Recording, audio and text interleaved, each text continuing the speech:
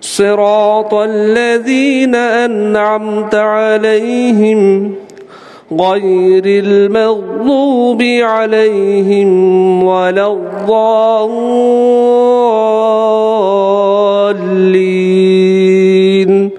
آمين. بسم الله. سبح اسم ربك الأعلى. سبحان ربي الأعلى. الذي خلق فسوى والذي قدر فهدى والذي أخرج المرعى فاجعله غثاء أحوى سنقرئك فلا تنسى إلا ما شاء الله إنه يعلم الجهر وما يخفى ونيسرك لليسرى فذكر إن نفعت الذكرى سيذكر من يخشى ويتجنبها الأشقى الذي يصلى النار الكبرى ثم لا يموت فيها ولا يحيا قد أفلح من تزكى وذكر اسم ربه فصلى بل تؤثرون الحياة الدنيا والآخرة خير وأبقى إن هذا لفي الصحف الأولى صحف إبراهيم وموسى. الله أكبر.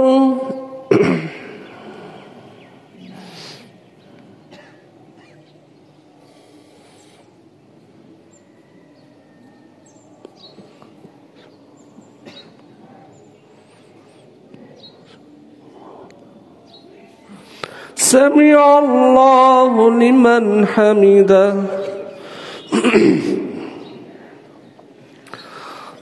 الله أكبر.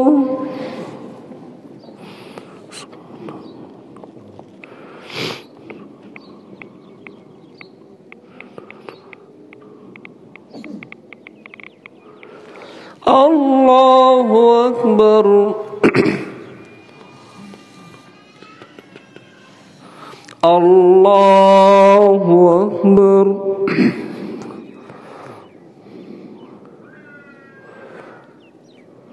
الله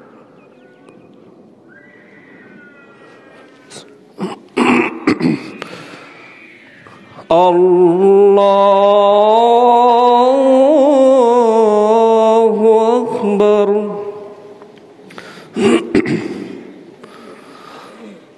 الله أكبر. الله أكبر. الله أكبر. الله أكبر. الله أكبر. الحمد لله رب العالمين الرحمن الرحيم مالك يوم الدين إياك نعبد وإياك نستعين اهدنا الصراط المستقيم صراط الذين أنعمت عليهم غير المغضوب عليهم ولا الضالين آمين. بسم الله الرحمن الرحيم. هل أتاك حديث الغاشية وجوه يومئذ خاشعة عاملة ناصبة تصلى نارا حامية تسقى من عين آنية ليس لهم طعام إلا من ضريع لا يسمن ولا يغني من جوع وجوه يومئذ ناعمة لسعيها راضية في جنة عالية لا تسمع فيها لاغية فيها عين جارية فيها سرر مرفوعة وأكواب موضوعة ونمارق مصفوفة وزرابي مبثوثة أفلا ينظرون إلى الإبل كيف خلقت وإلى السماء كيف رفعت وإلى الجبال كيف نصبت وإلى الأرض كيف سطحت فذكر إنما أنت مذكر لست عليهم بمسيطر إلا من تولى وكفر فيعذبه الله العذاب الأكبر إن إلينا إيابهم ثم إن علينا حسابهم اللهم حاسبني حسابا يسيرا الله أكبر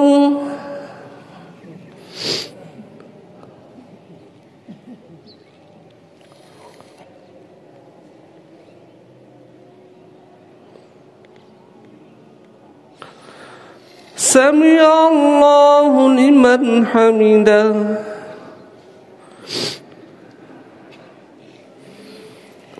الله أكبر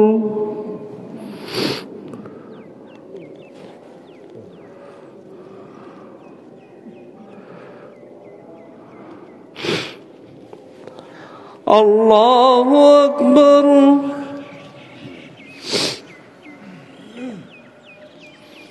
الله أكبر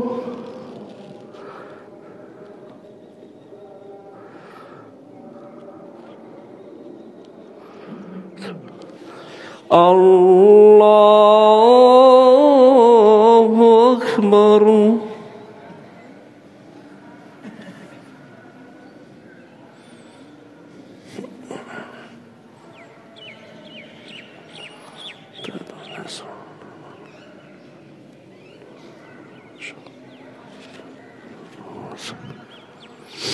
الله صل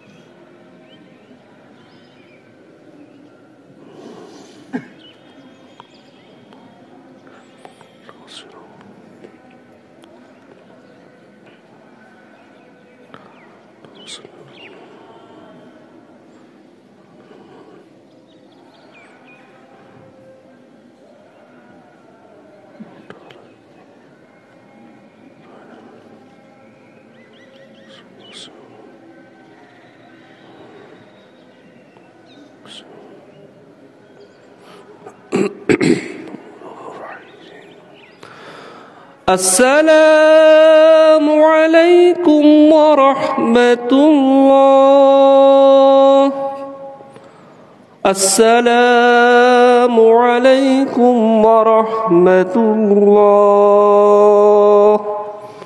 الله أكبر استغفر الله استغفر الله الله أكبر الله أكبر لا إله إلا الله الله أكبر الله أكبر لله الحمد الله أكبر الله أكبر لا إله إلا الله الله أكبر الله أكبر ولله الحمد الله أكبر كبيرا والحمد لله كثيرا وسبحان الله بكرة وأصيلا ঈদের মাঠে যত দান উঠবে এই দান এই টাকা মসজিদের কাজে ব্যবহার করা হবে ইনশাআল্লাহ।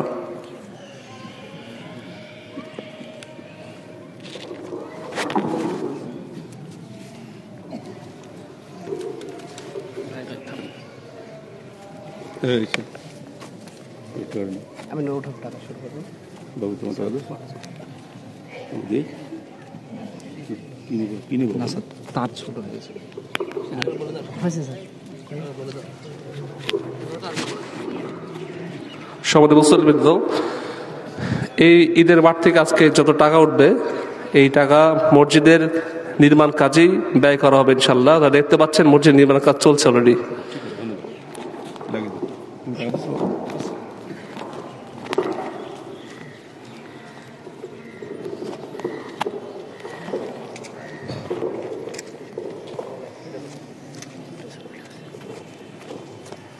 জওয়াদ টাকা দিস জওয়াদ জওয়াদ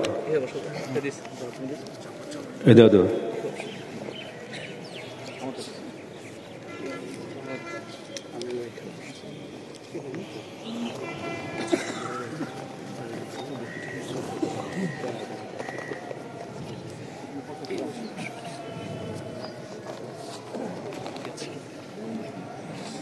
বসো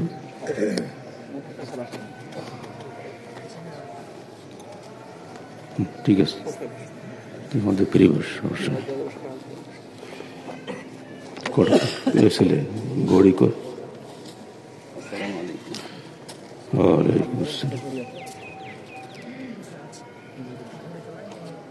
ও কি ঘড়ি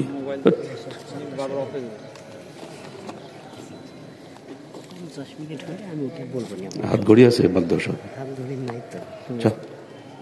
বাদ বস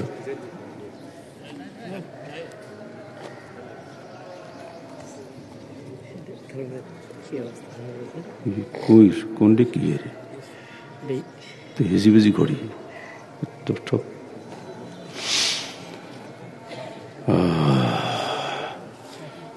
জি আপনাদের শেষ হলো ঘড়ির যুগ তো চলে গেল ভাই। এই তো 7-5 বুঝি না এত হিজিবিজি কটা বাজে এইবার একটু না না ঠিক আছে এটা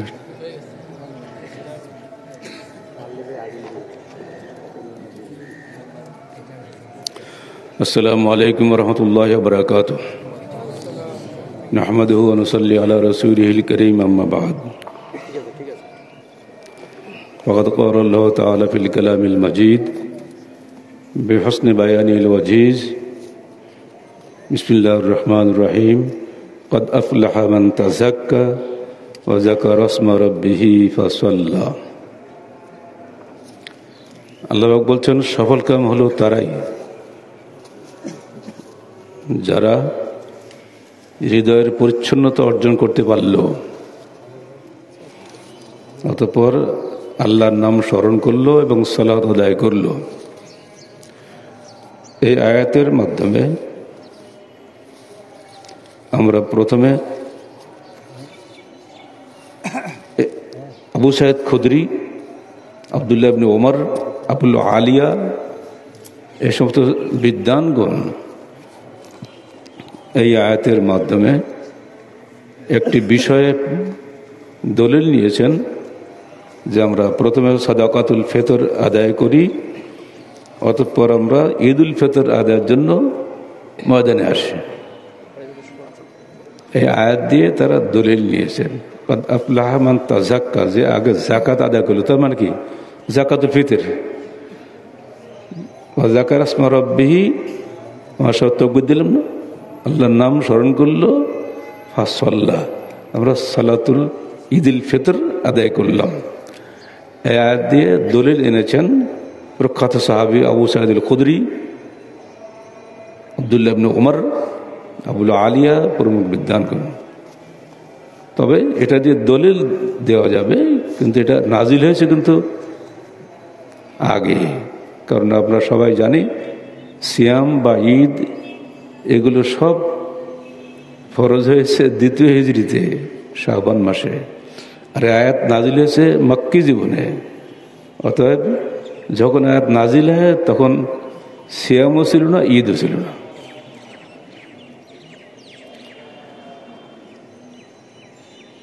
وكان عمر بن عبد العزيز أمر بأداء صدقة الفطر ثم تلا هذه الآية। পঞ্চম খলিফায়ে রাশেদ বা মুজাদ্দিদ আউয়াল বলে পরিচিত খলিফা ওমর ইবনে আব্দুল আজিজ যখন মানুষকে সাদাকাতুল ফিতর আদায়ের নির্দেশ দিতেন, নির্দেশ দেওয়ার পরে এই আয়াতটা তেলাওয়াত করতেন।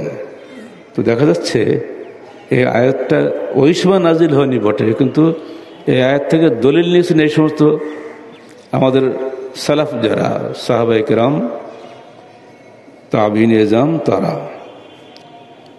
আলহামদুলিল্লাহ আমরা সে কাজ করে এসেছি। নিঃসন্দেহে আপনারা ফিতরা আদায় করে এসেছেন, এটা আমরা বিশ্বাস করে নিতে পারি। ফিতরার ক্ষেত্রে হেজাজি সা হলো 2.5 কেজি চাউল, আর ইরাকি সা হলো 3.5 কেজি চাউল। তো 3.5 কেজি না দিয়ে যারা হাফ কেজি দেন, কি বলে হাফ সা, তারা ওই 3.5 কেজির হাফ করে দেন, দেন খালি গম। এই বিষয়ে একজন আবু সাঈদ খুদরিকে জিজ্ঞেস করে উনি জবাব দিলেন, যারা এটা করে তারা মুআবিয়ার অর্ধসায়ের দামের ইজতিহাদি ফতোয়ার উপরে আমল করে। কিন্তু আমরা সাহাবীরা কখনোই এটা মানতাম না, আমলও করতাম না। আমরা একসা করে ফিতরা দিতাম না।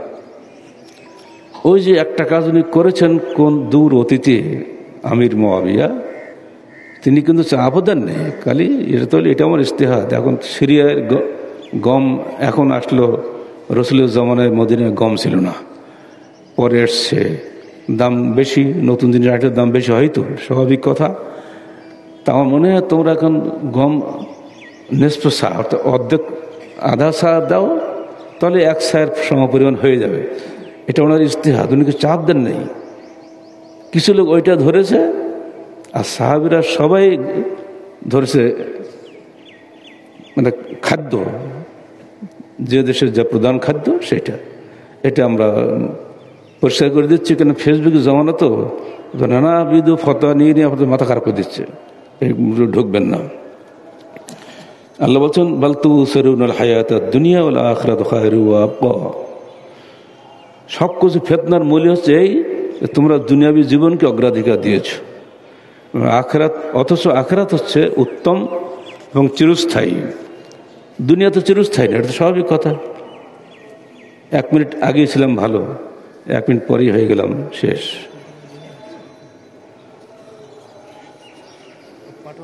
যে ছেলে এই মুহূর্তে করলো, আমার ছোট ছেলে, এই 3 দিন না 4 দিন আগে ঘুরে এলো সফর করে পঞ্চগড় এবং কি বলে ওটা ঠাকুরগাঁ। তো হুন্ডায় 35 কিলোমিটার যেতে যেতে একবার সে ইফতার মাহফিল শুরু হয়ে ইফতার মাহফিলের শেষ পর্যায়ে গেছে আজানের আগে। ওকে দিয়েছে, ওর কি বলবে, 1 মিনিটে যে কথা বলছে আমার মনে এমন দাগ কাটিছে, আমি না বলি পাচ্ছি না। ও বলছিল ভাই আমাদের পরিচয় কি, আমরা ইফতার মাহফিলের মুসল্লি, কেউ প্রধান অতিথি, নানাবিধ পরিচয়। কিন্তু এক্ষুনি যদি এখান থেকে রুহুটা চলে যায় তো আমাদের পরিচয় কি বলেন তো আপনারা? লাশ। এই একটুখানি কথা বলেই ও শেষ হয়ে গেছে। আমার এত ভালো লেগেছে কথাটা যে একটু ছেলে কিউকির মাথায় বুদ্ধি বের করলো। আমাদের সব পরিচয় সুন্দর পোশাক পরেছে না, এক্ষুনি যদি আমার নিঃশ্বাসটা চলে যায় আপনারাই আমার জানাজা পড়বেন। আমার ইজতেমা ফিল্ডে জানাজা পড়ে নাই, মনে পড়ে আমাদের রংপুর জেলার সভাপতির জানাজা, তিনি তো এসেছিলেন ইজতেমায়, জেলার নেতা হিসেবে কত সম্মান ছিল তার।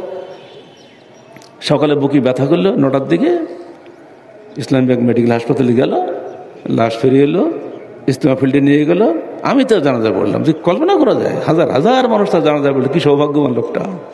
তিনি আমার মধ্যে একজন প্রফেসর। এই জন্য ভাই আমরা যারা বসে আছি এখন জীবিত, নিঃশ্বাস চলে গেলে আমরা সবাই লাশ। এইটা সামনে রেখে কাজ করবেন, সব কাজে এইটা সামনে রাখবেন। আল্লাহ আখিরাতু খায়রু ওয়া আবকা। আর আখিরাত হচ্ছে চিরস্থায়ী, উত্তম এবং চিরস্থায়ী। দুনিয়াটা নশ্বর, আখিরাত অবিনশ্বর। আমি কয়েকটি বিষয় বলে যাব সিরিয়ালি, হাদিস দিয়ে দিয়ে আপনারা কান পেতে শুনবেন।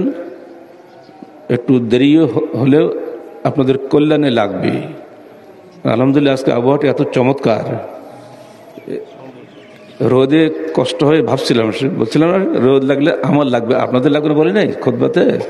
এখন দেখছি আমারও লাগছে না, আপনাদেরও লাগছে না, সবার উপরে আল্লাহ রহমত নাযিল হয়ে গেছে। বলুন আলহামদুলিল্লাহ। একটা হাদিস শুনে আপনার খালি বোঝেন, এই হাদিসগুলো সব ১,৫০০ বছর আগের আল্লাহ নবীর জবানের, পবিত্র জবানে যা উচ্চারিত হয় তাই যদি আমরা বলতে পারি, এর মতো বড় জিনিস আর নাই। অনুবাদ করলে নিজের কথা নিজে চলে আসে, কিন্তু আল্লাহ নবীর জবান দিয়ে যেটা বের হয়েছে, সে জবানের সে কথাগুলো তো ওনার না, ও তো আল্লাহর।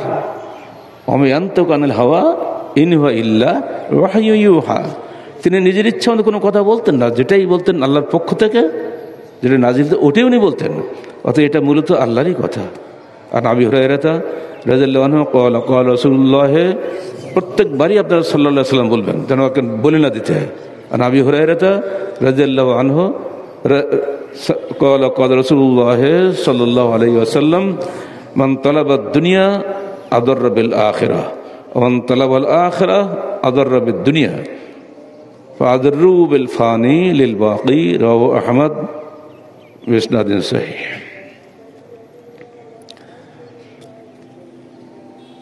রাসূলুল্লাহ সাল্লাল্লাহু আলাইহি ওয়াসাল্লাম ইরশাদ করছেন, যে ব্যক্তি দুনিয়া চায় সে ব্যক্তি আখিরাতের ক্ষতি করে, আর যে ব্যক্তি আখিরাত চায় সে দুনিয়াকে ক্ষতি করে। অতএব তোমরা নশ্বর দুনিয়ার জন্য ক্ষতিগ্রস্ত হও, লিল বাকি অবিনশ্বর জীবনের স্বার্থে। আমরা সবাই ফেরটা দিলাম, আমাদের ক্ষতি হয়নি। এগুলো থাকলে বেশ কয়েকদিন খাওয়া যেত। এর সঙ্গে আমি শুকরিয়া জানাচ্ছি আমাদের প্রবাসী ভাইদের, সৌদি আরবে যারা আছেন, তারা আমাদের এখানে ফিতরা পাঠান। প্রায় ৬,০০০ কেজির উপরে চাউল তারাই দিয়েছেন, আলহামদুলিল্লাহ। আমরা তাদের এই হাদিসের উপরে আমল করার জন্য আন্তরিক ধন্যবাদ জানাচ্ছি, এবং তাদের এই বদান্যতার যথাযথ প্রতিদান যেন আল্লাহ পাক আখিরাতে দান করেন, আমরা সেই দোয়া করছি। আমরা যারা লোকাল আছি আমরাও দিয়েছি। আপনাদের প্রত্যেকেরই এক একটা মহল্লা আছে, সেখানে আপনারা জমা করবেন। আর আমরা পড়ে গেছি মাঝখানে, আমাদের কোনো মহল্লা নেই। সবাই এই ময়দানের হকদার, সারা দেশের এটা মার্কাজ। সেজন্য এখানে কিছুই নেই, আবার সব আছে, তাই না? আপনারা এসছেন, দয়া করে এটা মার্কাজের প্রতি আপনাদের মহব্বতের প্রমাণ। নিজ নিজ মহল্লা ছেড়ে এখানে আসেন খুতবা শোনার জন্য, আমির জামাতের সঙ্গে সালাত আদায় করার নেকি লাভের জন্য, যেন আমরা আপনাদের মোবারকবাদ জানাচ্ছি। তবে প্রত্যেকেই আমরা অবিনশ্বর জীবনের জন্য ক্ষতি করে এসেছি। এখানে ফেতরা দিয়ে আসে নাই কারো। আমার এই বাসার 16টা ফেতরা, মানে 1 মণ চাল তো আমারই। এভাবে চললেই সবাই এটা করতেই হবে। এটা আল্লাহ রাসূল বলেছেন, তুমি আখিরাত চাও, দুনিয়াকে ক্ষতি করতেই হবে তোমাকে। দুনিয়াও খাবা, আখিরাত খাবা। হ্যাঁ, আমরাও দর্শ শুনেছি বহু আগে, ছোটবেলায় যখন ছাত্র ছিলাম, রব্বানা আতিনা ফিদ দুনিয়া হাসানা ফিল আখিরাতি হাসানা ওয়া কিনা আযাবান নার। বাবা, বাচ্চা করে খা, ভালো করে খা, স্বাস্থ্য ভালো না, জিহাদ করবা কি করে? কত কি শুনেছি এক সময়। কোন আয়াতের কোন ব্যাখ্যা কোথায় দিতে হয় হুঁশ নেই হুজুরদের। আল্লাহ বলছেন, ইন্নাহুম ইয়ারাউনাহু বাঈদা ওয়া নারাহু কারীবা। সূরা মাআরিজ ৬-৭ আয়াত। দেখো, লোকেরা ভাবে কিয়ামত অনেক দূরে, আর আমরা দেখছি ওই সামনে। সামনে তো পর্যন্ত পেলেনি, এই নিঃশ্বাস গেল তো লাশ। এটা আল্লাহরই বাণী। তিনি বলছেন লোকেরা ভাবে কিয়ামত অনেক দূরে, অথচ আমরা দেখছি অতীব নিকটে। সূরা মাআরিজ ৬-৭ আয়াত। ইযা মাতাল ইনসানু ফাকাদ কামাত কিয়ামাতুহু। মানুষ যখন মরে যায় তখন তার কিয়ামত শুরু হয়ে যায়। এজন্য আর কোটি কোটি বছর দেরি করা লাগে না। وزينب امرأة ابن مسعود قالت قال رسول الله صلى الله عليه وسلم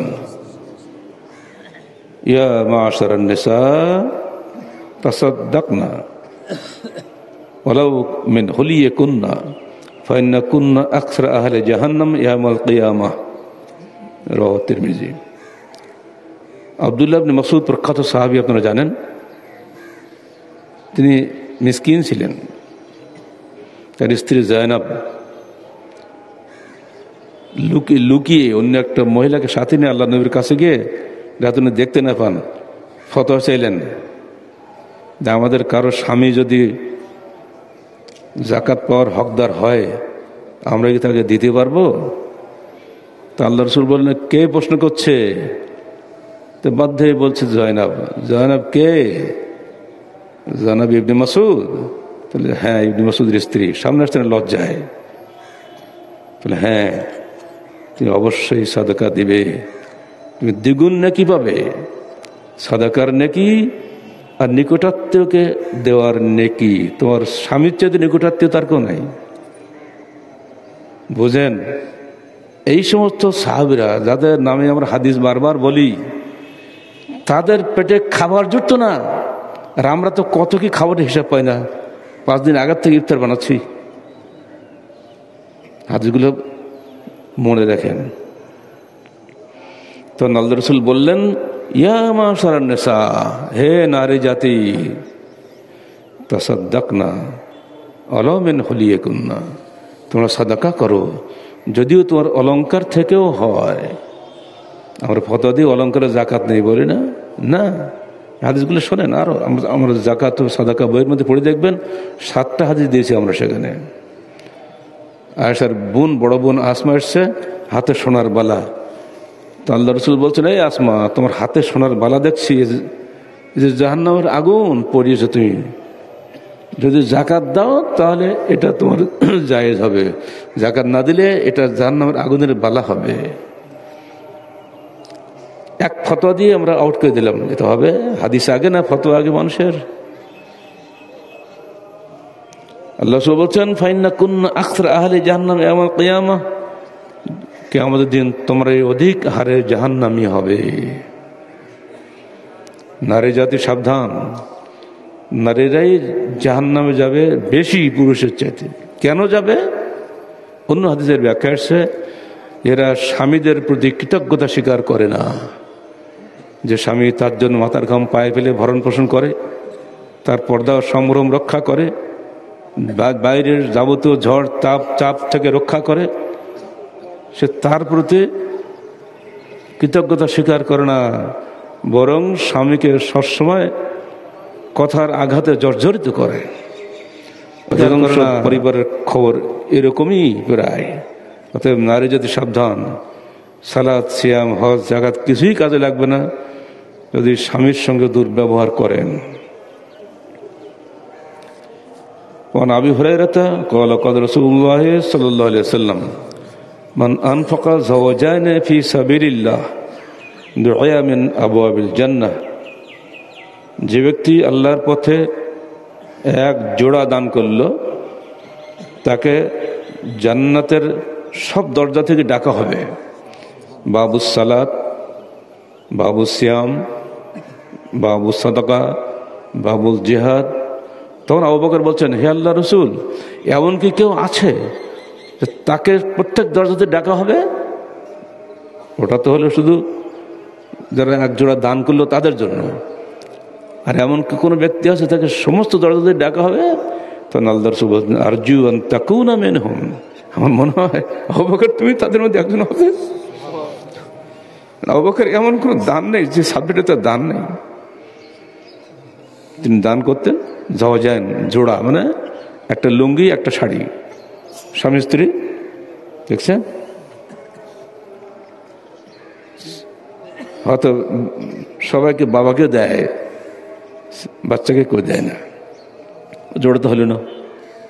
কার বাচ্চা নেই, স্বামী স্ত্রী আছে, স্বামী স্ত্রীদের জোড়া হলো। সাহিব মেরকাত এইভাবেই ব্যাখ্যা করেছেন। وعن أبي هريرة رضي الله عنه قال قال رسول الله صلى الله عليه وسلم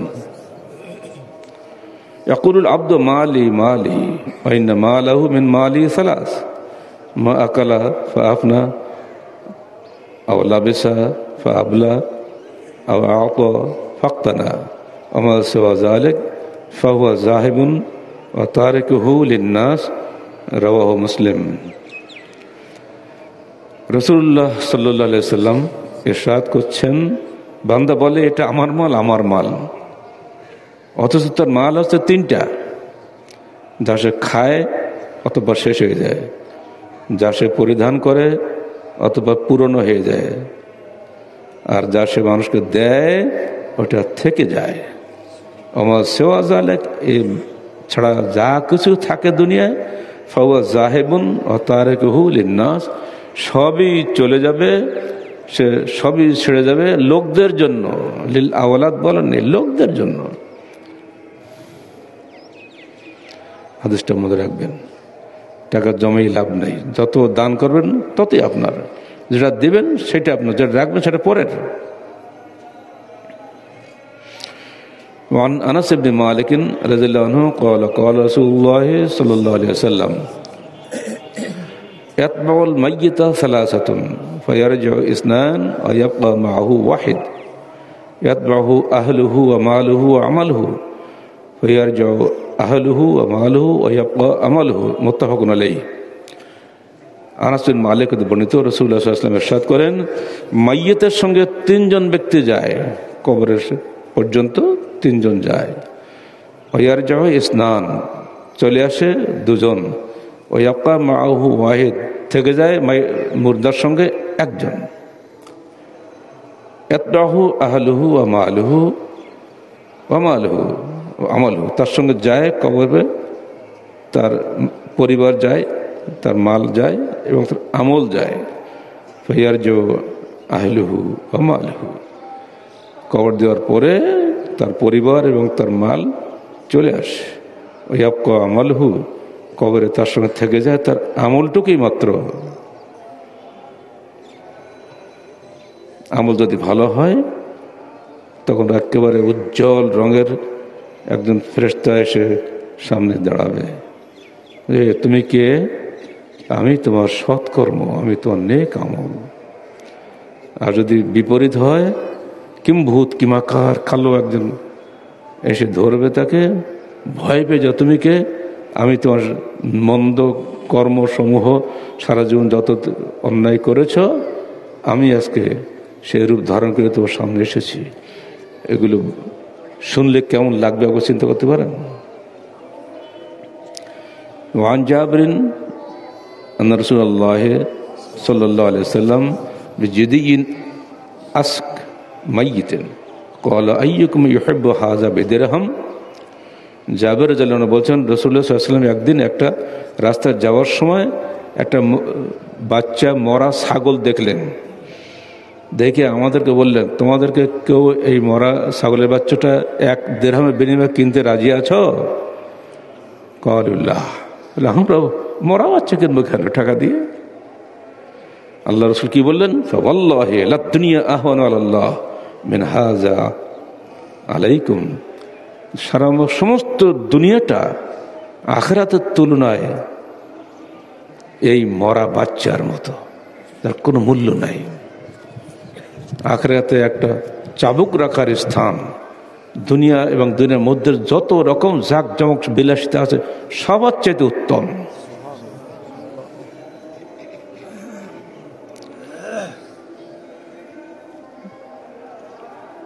আখিরাতে মানুষ ছায়া পাবে কিসে?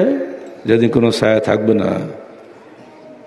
যে দান সাদকা আপনার করে আসলেন না, এই দানের ছায়া তলায় আপনারা থাকবেন কিয়ামতের দিন। এই দান যদি ইখলাসের সাথে করে থাকেন, ইনশাআল্লাহ দান আল্লাহ যদি কবুল করেন, তাহলে এই দানের ছায়া আপনি ছায়া পাবেন না, অন্য কিছু সাথে ছায়া দেবে না। কবরতে রেখে আসবে। হাদিসে কি বলা হচ্ছে? কবরের যে উত্তাপ নিভিয়ে দেবে এই সাদকা, এই দান, সাদকাতুল ফিতর, সাদকাতুল মাল, সাদকাতুল জরু অর্থাৎ যাকাত, ফিতরা, ওসর, এই তিনটা হলে ফরজ সাদকা মনে রাখবেন। এই ফরজ সাদকা কোনো অমুসলিমকে দেওয়া যায় না। অনেকের বাড়িতে অমুসলিমরা চাকর বাকর থাকে না, তাদেরকে এটা দেবেন না। সাধারণ সাদকা দেওয়া যাবে, কিন্তু এই 3টা ফরজ সাদকা থেকে কোনো অমুসলিমকে দেওয়া যাবে না, কারণ তারা তো ইসলামকেই মানে না। ইসলাম ফরজ তারা পাওয়ার হকদার নয়।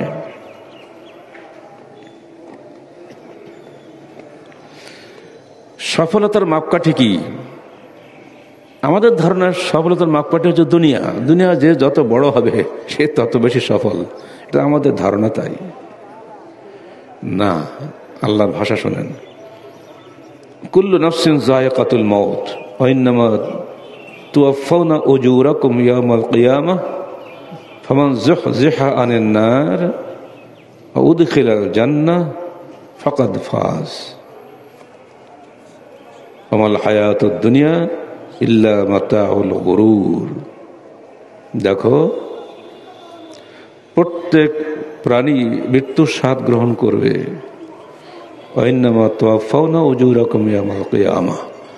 আর কিয়ামতের দিন তোমরা তোমাদের কর্মফল পাবে। সেদিন ফামান যুহযিহা আনিন নার, যে ব্যক্তি জাহান্নাম থেকে তাকে দূরে রাখা হলো, উদখিলাল জান্নাহ, যাকে জান্নাতে প্রবেশ করানো হলো, ফাকাদ ফাজ, সেই মাত্র সফল। তাহলে সফলতার মাপকাঠি কি হচ্ছে? জাহান্নাম থেকে মুক্তি পাওয়া। দুনিয়া কোটিপতি হওয়া সফলতার মাপকাঠি নয়। আমাল হায়াতুদ দুনিয়া ইল্লা মাতাউল গুরুর। দুনিয়ার জীবনটা সির্ফ ধোকার বস্তু।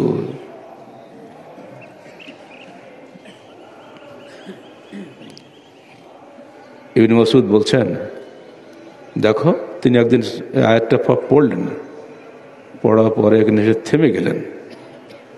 থেমে গিয়ে বলছেন, তোমরা কি জানো আমরা কেন দুনিয়ার জন্য পাগল হই?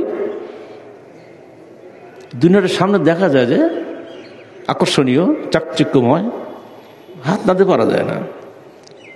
আপনি ডায়াবেটিসের রোগী, মিষ্টি খাবেন না, তাই না? বাসায় ইফতারে বানিয়েছে, তুমি এমন কোনো ডায়াবেটিস রুগী এখানে নেয় যে একটু চেখেও দেখেনি, সামনে আসে না কি পারা যায়? এটা ওই রকম, দুনিয়াটা ওই রকম। খুদরাতুন হালুয়া, হালুয়া, হালুয়ার মধ্যে মিঠাই। দুনিয়াটা এরকম, খুব মিষ্টি, সামনে দেখা যায়, এই জন্য মানুষরা খায়। তোমরা সাবধান থেকো। আনাস বিন মালিক থেকেও ঠিক একই ধরনের রওয়ায়াত এসছে। উনি একদিন রাস্তায় যাচ্ছেন, বলে তোমরা বসো তো, আমরা একটু আল্লাহকে স্মরণ করি নি। এবার বসে আল্লাহকে স্মরণ করা শুরু করছে। সাল্লাল্লাহু বসছে না, কিন্তু বসে দেখো, তুমি বলো, তুমি বলো, তুমি বলো, আমরা দুনিয়ার জন্য পাগল কেন? তো একজন একরকম বলছে, আসলে তোমরা সবই ঠিক বলেছো, কিন্তু আসল কথা হচ্ছে এই, দুনিয়াকে আমরা হাতের কাছে পাই, চাইলেই পাই, টাকা দিলেই বাজার গেলে সব কিনতে পাওয়া যায়। এর জন্য আমরা দুনিয়ার জন্য পাগল হয়ে যাই। কখন বলছেন? রাস্তায় হাঁটতে হাঁটতে থেমে গেলেন, থামো, আমরা একটু আল্লাহকে স্মরণ করিনি। রাস্তায় হাঁটতে থেকে এরকম আলোচনা করে। সাহাবীদের এই আচরণের মধ্যে আমাদের জন্য শিক্ষণীয় রয়েছে। কবি বলছেন, লাইসাল ঈদ লিমান লাবিসাল জাদিদা বালাল ঈদ লিমান খাফাল ওয়াঈদা, লাইসাল ঈদ লিমান রাকিবাল মাতায়া বালাল ঈদ লিমান তারাকাল খাতায়া। ঈদ ওই ব্যক্তির জন্য নয় যে ব্যক্তি শুধু নতুন কাপড় পরে আসে। বলে ঈদ লিমান খাফাল ওয়াঈদা, ঈদ হলো ওই ব্যক্তির জন্য যে ব্যক্তি জাহান্নামের আগুনকে ভয় করে। লাইসাল ঈদ লিমান রাকিবাল মাতায়া, ঈদ ওই ব্যক্তির জন্য নয় যে ব্যক্তি উঠে ঘোড়ায় চড়ে ঈদগাহে আসে বা সবসময় চলাফেরা করে, গাড়িতে ঘোড়াতে, খুব দামি গাড়িতে চলাফেরা করি আমরা। আমি কিন্তু মাহুর বলে আসছি, দৌড় দেবেন না আমাকে, আমি কিন্তু মাহুর হাঁটতে পারি না বলে গাড়িতে আসছি, যেন ভাববেন না আমি অহংকার করার জন্য গাড়িতে আসছি। আমাকে আগে আপনাদেরকে আসে নাই, পায়ে হেঁটে আসে নাই। আপনারা আজকে নতুন দেখছেন নাকি? এই হাদিসটা তার সাথে মিলে যাচ্ছে যে গাড়ি চড়ে আসে তার জন্য ঈদ নাই, তখন এটা না যে মাজুর তার জন্য গাড়ি চড়া যাবে না, তাকে উল্টা ফতোয়া দিয়ে আমাকে ঘায়ল করার চেষ্টা করবেন না। লাইসাল ঈদ লিমান লাবিসাল জাদিদা, নতুন কাপড় পরেছে তার জন্য ঈদ নয়, বরং ঈদ হলো তার জন্য যে ব্যক্তি আল্লাহর ধমককে ভয় পায়, জাহান্নামের ভয়কে ভয় করে। আমাকে যেন কোনো কাজে জাহান্নামে যেতে না হয়, পদে পদে এটা দেখতে হবে জাহান্নামে যেতে হচ্ছে কিনা। এমন কোনো কাজ আমরা করব না, এমন কোনো কথা বলবো না যাতে আমাকে জাহান্নামে যেতে হয়। যদি ভুল ক্রমে হয়েও যায় সঙ্গে সঙ্গে ক্ষমা চেয়ে নিতে হবে। ফলে তাহাল্লাল ইয়াম, আল্লাহ রসুল বলছেন আজকের মধ্যে তুমি তার কাছ থেকে ক্ষমা চেয়ে দাও। মানুষ তো ভুল করেই।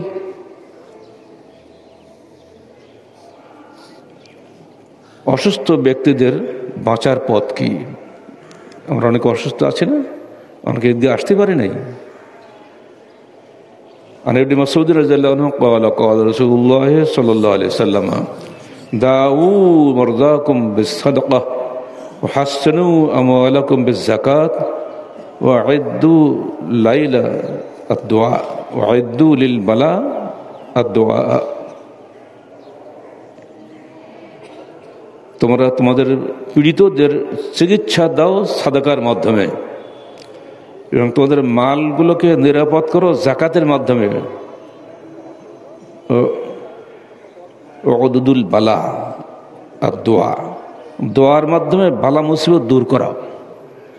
তিনটা বিষয় হলো, অসুস্থ যদি কেউ থাকে তার জন্য সাদকা করেন, আর আপনার মাল জাকাত দেন। অনেক সময় হারাম হালাল মিশ্রিত মাল থাকে না, সূরা তওবা 102-3 আয়াত পড়ে দেখেন, সেখানে হারাম হালাল মিশ্রিত মালের বাঁচার পথ হলো জাকাত দেওয়া। তার মধ্যে পরিশুদ্ধি আসে, জাকাত দিলে হারাম মালের পরিশুদ্ধি লাভ ঘটে। আর সবচেয়ে ভালো হয় ওর মালটা যদি পুরো হালাল হয়। কারণ লা ইয়াদখুলুল জান্নাতা জাসাদুন গুযযিয়া বিল হারাম, ওই দেহ কখনোই জান্নাতে যাবে না হারাম খাদ্যে পরিপুষ্টি লাভ করেছে। যেহেতু কোরআনে রয়েছে হারাম হালাল মিশে যায় কোনো মাল, তো সে যেন অবশ্যই জাকাত দেয়, এবং তার জন্য আমির যেন দোয়া করে, অর্থাৎ যেখানে জাকাত জমা হবে তার জন্য যেন দোয়া করে। ফান্না সালাতাকা সাকানুল লাহুম, কারণ হে রসুল তোমার দোয়াটা তাদের জন্য সাকান, প্রশান্তির কারণ। আল্লাহ রসুলের মৃত্যুর পরে একদল লোক তারা বললো আমরা জাকাত দিব না, কারণ এখন তো রসুল আমাদের দোয়া করবে না। তখন আবু বকর বলছিল আল্লাহ রসুলের জমানায় এখানে যে একটা জাকাতের একটা ছাগল বাঁধা দড়িও যেটা আসতো, যে সেটাও যদি না দেয় আমি তার যুদ্ধ ঘোষণা করব। অর্থাৎ আল্লাহ রসুলের জায়গায় এখন আমি দোয়া করব, বুঝতে পারছেন তো? ওমর ফারুক বললেন হে আবু বকর আপনি কেমন যুদ্ধ করবেন? ওর তো মুসলমান। কিসের মুসলমান? না ফাররাকা বাইনা সালাত ওয়া যাকাত, যেহেতু জাকাত এবং সালাত মধ্যে বিভক্ত করে সে কখনই মুসলমান হতে পারে না। সালাত যেমন ফরজ, জাকাত তেমনি ফরজ। সেদিন আবু বকর কঠোর ভূমিকা না নিতেন, দুনিয়াতে জাকাত উঠে যেত। পরে আবু বকর বললেন, ওমর বললেন হ্যাঁ সাদরা আবু বকর, আবু বকরের হৃদয় এখন প্রশস্ত হয়েছে, আমিও তার সঙ্গে একমত হলাম। ধনিক শ্রেণী সাবধান। আবু যর আল-গিফারি রাদিয়াল্লাহু আনহু قال قال رسول الله صلى الله عليه وسلم الأخسرون ورب الكعبة قيل من هم قال هم الأكثرون أموالا إلا من صرف المال على الناس من وجوه البر والصدقة متفق عليه। একদিন আল্লাহ রাসূল বললেন কাবার রবের কসম করে বলছি ওরাই হলো ক্ষতিগ্রস্ত, ওরাই হলো ক্ষতিগ্রস্ত। সাহাবা কেরাম বললেন তারা কারা? জবাব দিলেন হুমুল আকসারুনা আমওয়ালা, যারা অধিক মালের অধিকারী। সাবধান।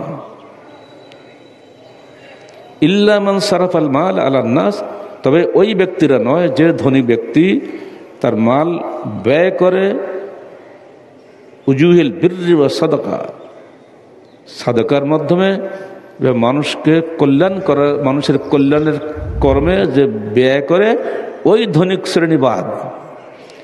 যারা টাকা জমায় আর জামা মালা ও আদাদা, মাল জমা করে আর খালি গনে কত টাকা জমা হলো ব্যাংকে, এদের রেহাই নাই। মূল আকসারুন, সাবধান, এটা ক্ষতিগ্রস্ত। পোশাকের ব্যাপারে সাবধান হন।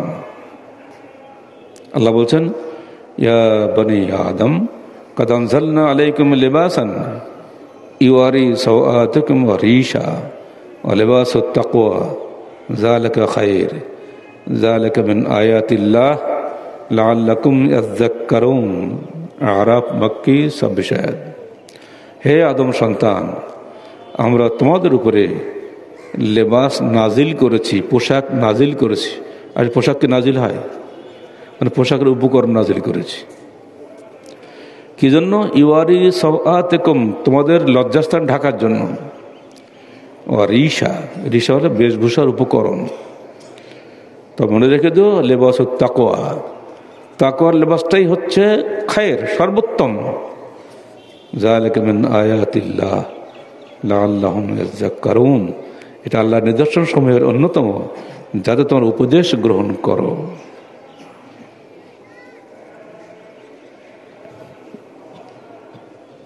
যারা আমরা লেবাস পরি, আমরা কি লজ্জাস্থান ঢাকার জন্য পরি না লজ্জাস্থান বের করে জন্য পরি? যারা সাহেব বাজারে যান বা ঢাকা মার্কেটে যান, তারাই উত্তর দেবেন। এখন বেহা নারীর ভয়ে পুরুষরা বাজার করাই বাদ দিতেছে। বাস্তব না এগুলো? আমি শুনি বলছি, কিন্তু আমি তো যাইনি। সেদিন T20 জন্য ঢাকা গেছিলাম গত শুক্রবার আমি ঢাকা ছিলাম। আমি একটা টেস্ট করার জন্য ইবনে সিনা হাসপাতালে গেছিলাম। এই যেতে আসতে লাগলো প্রায় 4.5 ঘন্টা, চূড়ান্ত যানজট। আর এই সুযোগে যে সমস্ত দৃশ্য চোখে পড়েছে, ও জীবনে ভোলা যাবে না। না আসলেই সবচেয়ে ভালো হচ্ছে। জাহান্নামের বাস্তব দৃশ্য যদি দেখতে চান তাহলে ঢাকা যান। তাই বললাম ইফতার মাহফিলে, কাপড় চোপড় তো আর মেয়েদেরও লাগে না, ছেলেদেরও লাগে না, কিন্তু কেনাকাটা করো কেন তোমরা? বহু তো কাপড় তো পরে লাগবে। ছেলেদের কাপড় নেই, মেয়েদেরও কাপড় নেই। একদম দুজন দাঁড়িয়ে রয়েছে, একদম চুল এত লম্বা, দুইটা সমান লম্বা। আমাদের সবগুলি একটা আলাদা গান আছে না, ভালো করে চেয়ে দেখি, হ্যাঁ একেবারে সেম। অনেক পরে বুঝলাম ওর মধ্যে একটা নারী একটা পুরুষ, পোশাক সেম, অর্থাৎ প্যান্টটা গেঞ্জি, জামা নেই। আর একজন তো বাচ্চা করে দেখলাম, তাতে বুঝলাম ওটা মেয়ে লোক,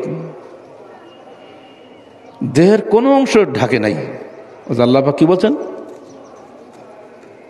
তোমরা এমন ভাবে চলো না, যেন তোমাদের গোপন সৌন্দর্য প্রকট না হয়ে ওঠে। সূরা নূর 31 আয়াত পড়ে দেখেন না। রাস্তায় চলবে মাথা দৃষ্টি নত করে, পুরুষকে বলা হচ্ছে আগে, পরে নারীকে বলা হচ্ছে তোমরা। রাস্তায় চলবে দৃষ্টি নত করে, যেন কোনো খারাপ দৃশ্য তোমার নজরে না পড়ে। ইন্নাস সামআ ওয়াল বাসারা ওয়াল ফুআদা কুল্লু উলাইকা কানা আনহু মাসউলা। কিয়ামতের দিন তোমার কান, তোমার চোখ, তোমার হৃদয়, তিনটাকে পৃথক পৃথক জিজ্ঞেস করা হবে। হে চোখ, তুমি কি দেখেছিলে? হে কান, তুমি কি শুনতে? হে হৃদয়, তুমি কি কল্পনা করতে? সবটারই কৈফিয়ত দিতে হবে আমাকে। এজন্য নিজে মুসলমান হওয়ার আগে কানকে মুসলমান করেন, চোখকে মুসলমান করেন, হৃদয়কে মুসলমান করেন। কোরআন বেশি বেশি পড়তে বলা হয়েছে কেন রমজান মাসে? এই জন্য যে কোরআন পড়লে খারাপ চিন্তা মাথা আসে না। যত বেশি বেশি কোরআন পড়বেন, তত বেশি বেশি হৃদয়টাকে অন্যায় চিন্তা থেকে দূরে রাখা সম্ভব হবে। চেষ্টা করবেন কোরআন পড়ার জন্য।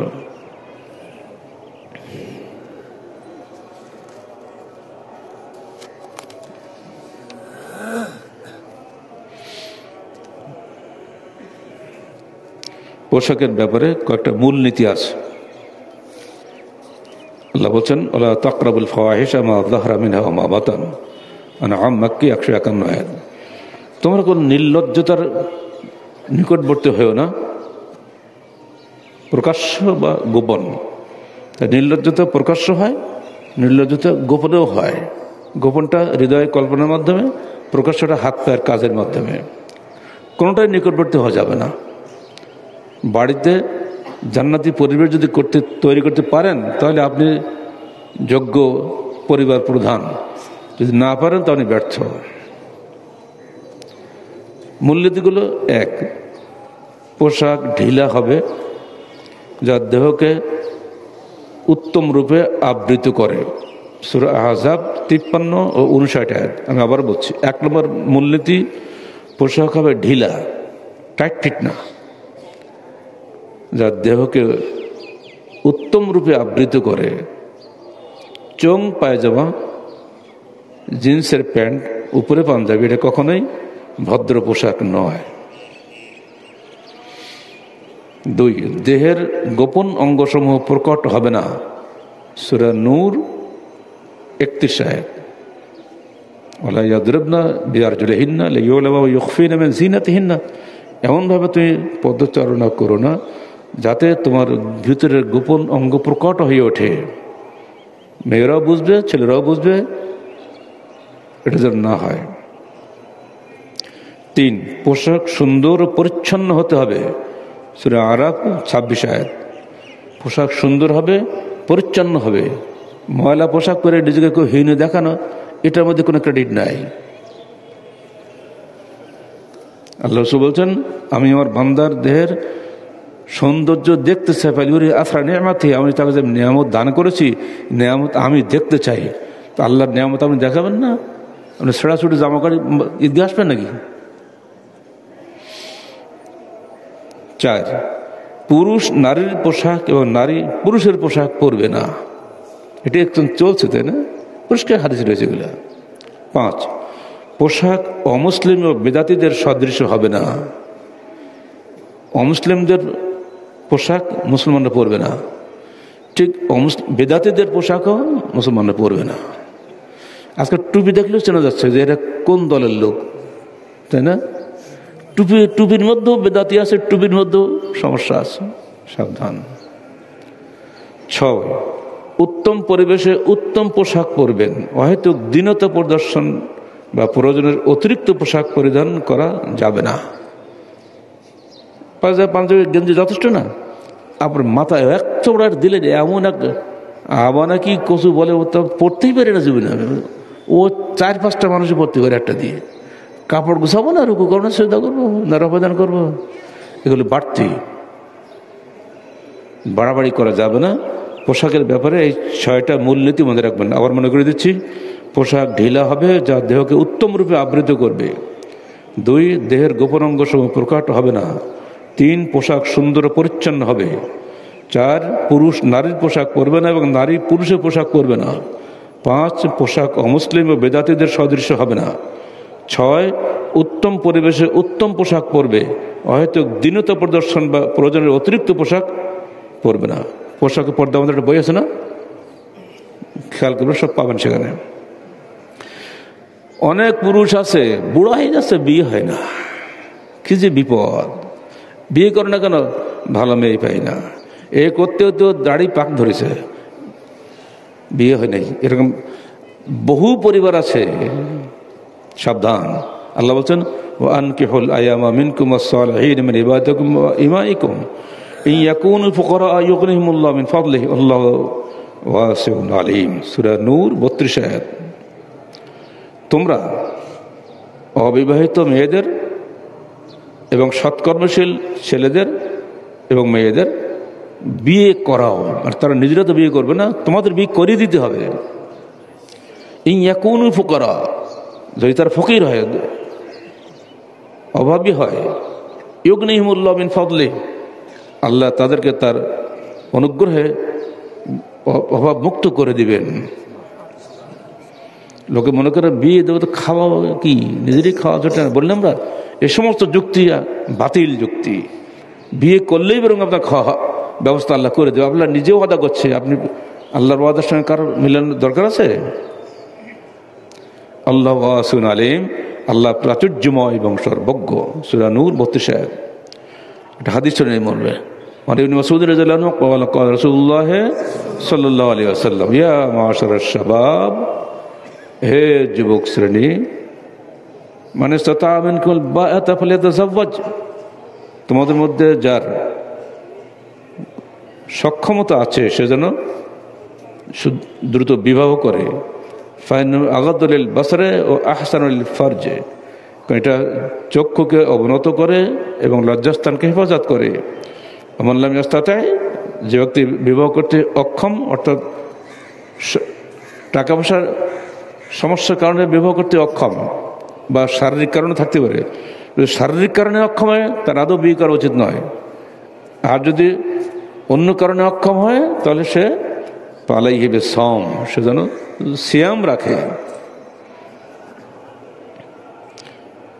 وعن عائشة قال قال رسول الله صلى الله عليه وسلم النكاح من سنتي فمن لم يعمل بسنتي فليس مني رواه ابن মাজাহ। নেকাহ অর্থাৎ বিবাহ আমার সুন্নত, আর যে ব্যক্তি আমার সুন্নতের উপর আমল করল না সে আমার দলভুক্ত নয়।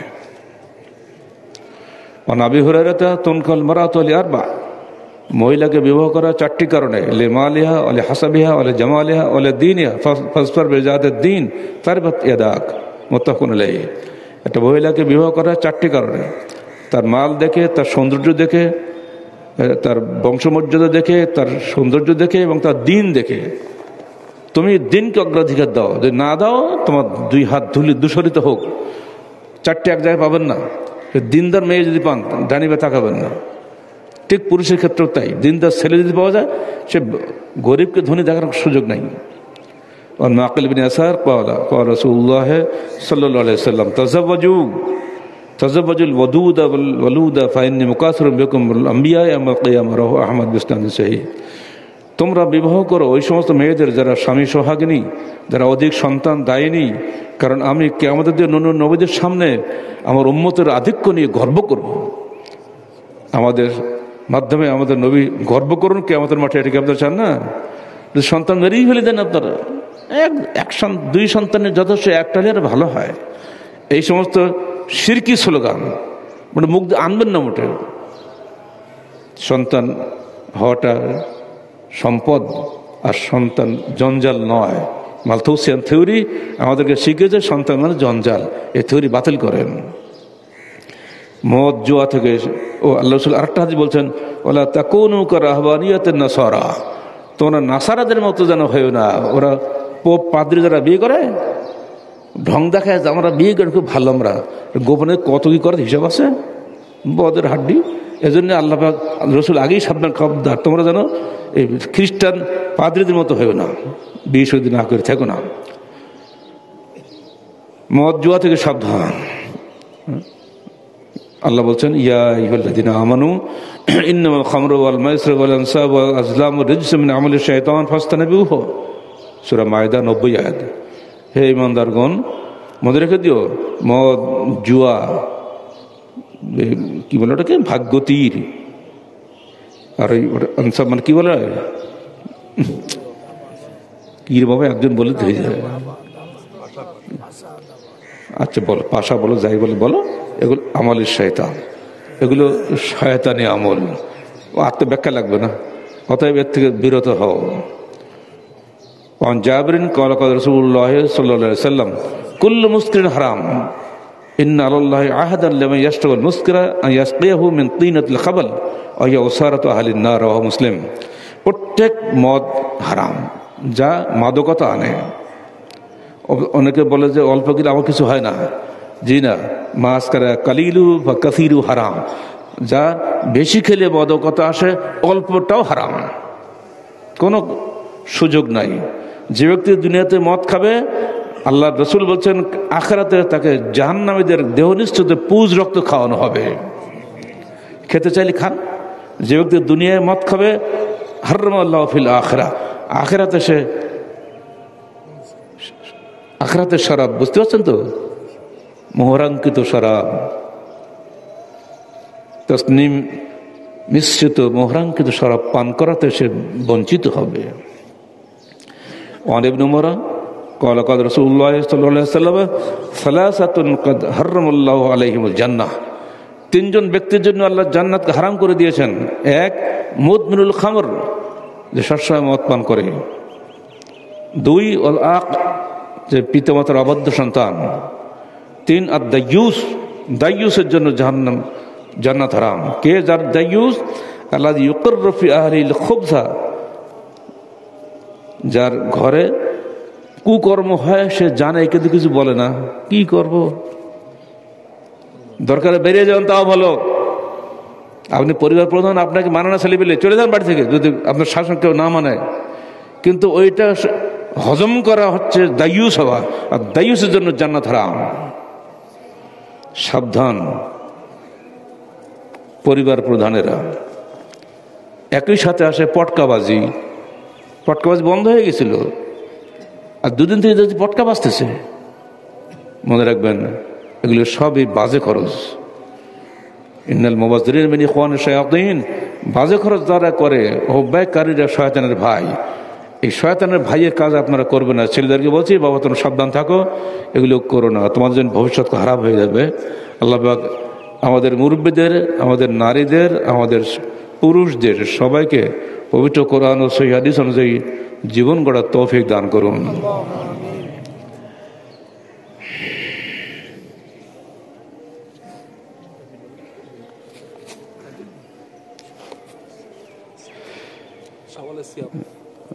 ও এই ঈদুল ফিতরের পরপরই আসতেছে শাওয়ালের সিয়াম।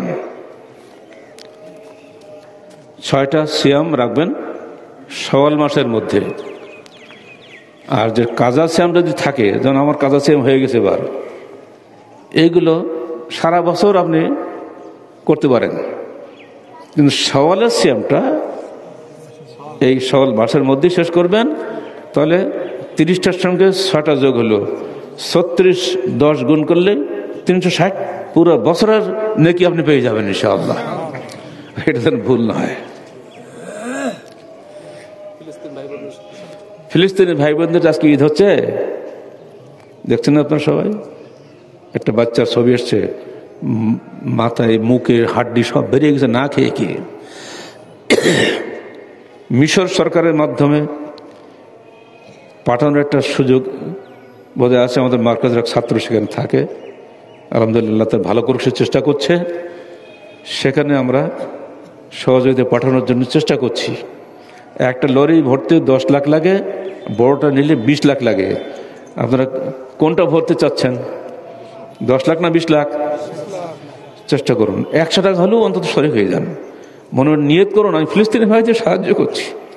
যে ফিলিস্তিনের 5000 নবীর কবর, যে ফিলিস্তিনে আমার রসুলের মেরাজ হয়েছে, যে ফিলিস্তিনের ইব্রাহিম আলাইহিস সালামের কবর, যেখানে ইসমাইল আছেন, ইয়াকুব আছেন, দুনিয়ার শ্রেষ্ঠ নবী রসুল সব সেখানে আছেন।